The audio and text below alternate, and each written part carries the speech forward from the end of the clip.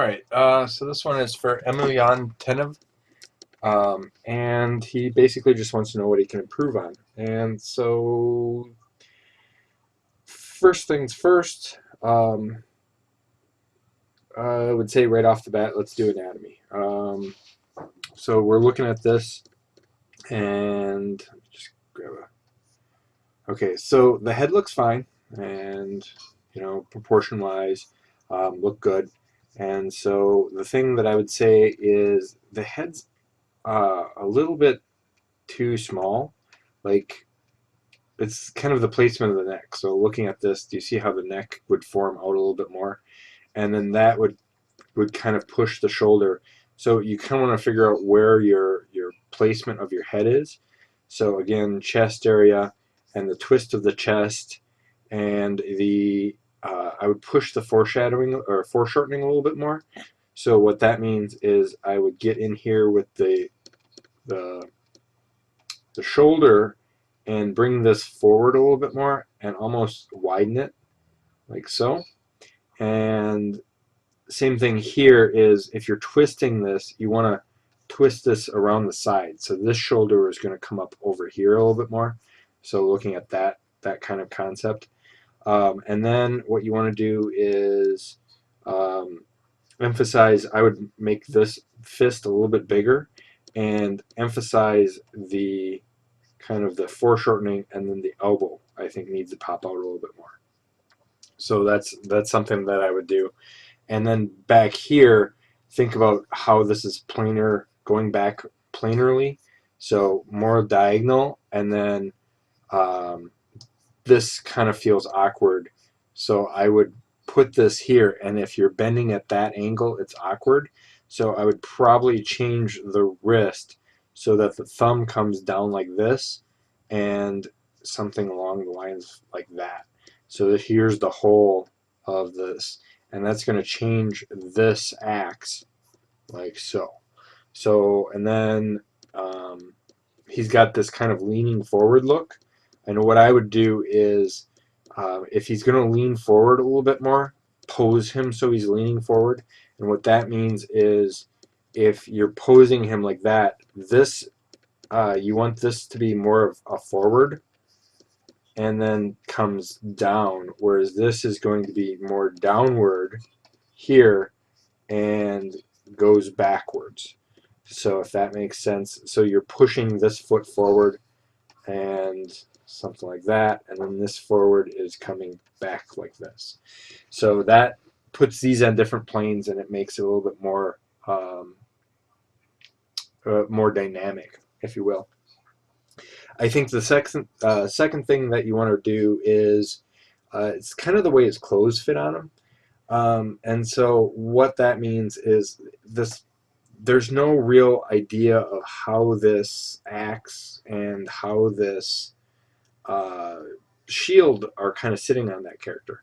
So from what I'm talking about, I would put kind of a strap going on around here, and that strap is going to give me kind of a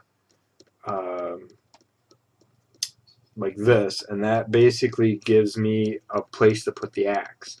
Now that leaves this kind of flopping in the wind, and I would add some weight to it. So right now it feels like it's just floating there, and if you add some weight to it, I think this I would just change the placement, and that's going to break up his silhouette a little bit more. Um, like that, that's going to break up that silhouette a little bit more, and so that it basically pops his head out. So instead of round circle with the head hiding in the silhouette, breaking that out like so is going to make things pop a little bit more. I would almost even consider, putting another strap, like maybe tie a strap like that, and then maybe hooking it to this other strap, so it's kind of a something that he can like sling on and off real fast. And just it's from a design standpoint, that's the way I would work with it. Again, this if this is forward, this needs to be forward, and this needs to be forward. So directionality of your bracers. I would also put maybe matching bracers on this one here. Boots, kind of watch out because you've got the way the wrinkles are, is you want to look at the way the foot is. So this here is going to be kind of tighter and more defined, if that makes sense. But then as the leather falls, it's going to kind of bundle up around the ankles and then straighten out. And then if it's up here, it might, depending on how loose it is, it might stay up by the thigh. But then again, think of how these are tightened down. If this is old school like this, we didn't have the laces to cinch it up tight. Instead, what it did was it usually used some sort of a wrap, and then the top would just kind of flap over. And so think about construction as far as design. So once that's all said, I think the colors on the character are okay, and the colors in the background are okay, but the colors on the character and the lighting in the background don't match. So what I would tell you to do is I would tell you to grab some of the blue, and I'm just going to foreground fill, and we're just going to add that as a color, and let's lower the opacity. And it's very subtle, but you can see how those tones basically fill in and kind of make everything else fit together a little bit more. And I think that's really what you're looking for with that. Now, the other thing I would do too is watch your patterning. You basically took one brush and created the whole foreground. And I think you did a really good job on the background. It's very stylized, very cool. However, the foreground just they don't match. They're two separate elements. So, looking at these two, you see a definite division of this element and that element. So what you want to do is think about how you want to stylize this, and it might be something as simple as, if you're doing layers like this, it might be something as simple as using large strokes, and so just and like this, and and I'm just grabbing colors here right now, just picking colors in like this green here.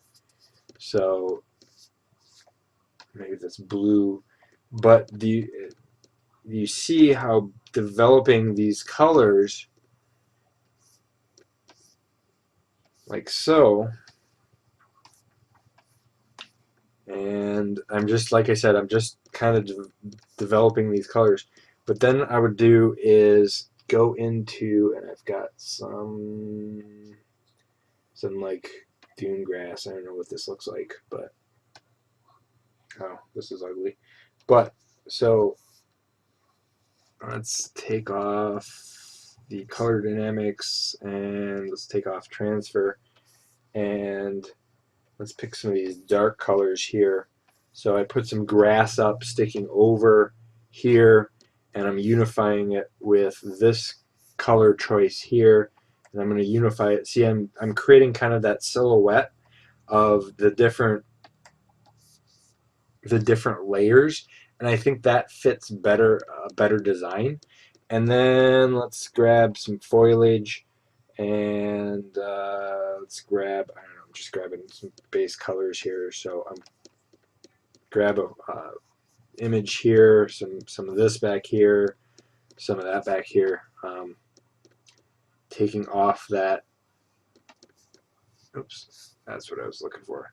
So taking off these colors,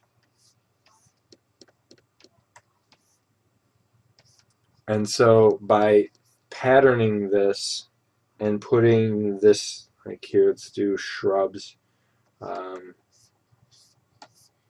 and let's grab this and kind of put this here. So, but basically kind of grabbing these simple patterns like this and adding in the texture and adding in, different things like that. I'm layering this, but then what I'm going to do is simply go in And we're just going to really quickly just rough this out here.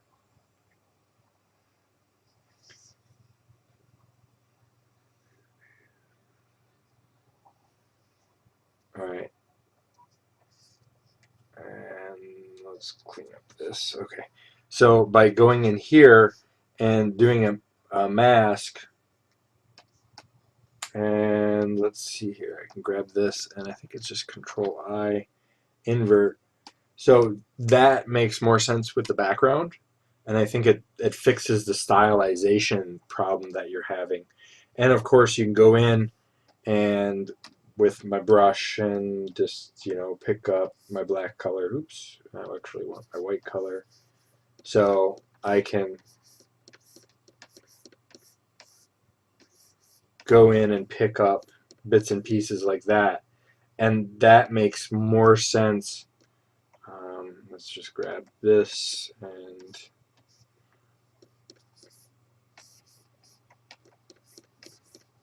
so, I mean, this adds much more that stylization. I mean, it needs more tweaking, of course, but I think that stylization adds a better background than the dotted look, because it's not as defined as the background, and it emphasizes the character a little bit more. I think there's too many pixels that pull the eye. All right, so between that and this, I think that kind of would help you give a tonal variation for your background and character. All right, I hope that helps.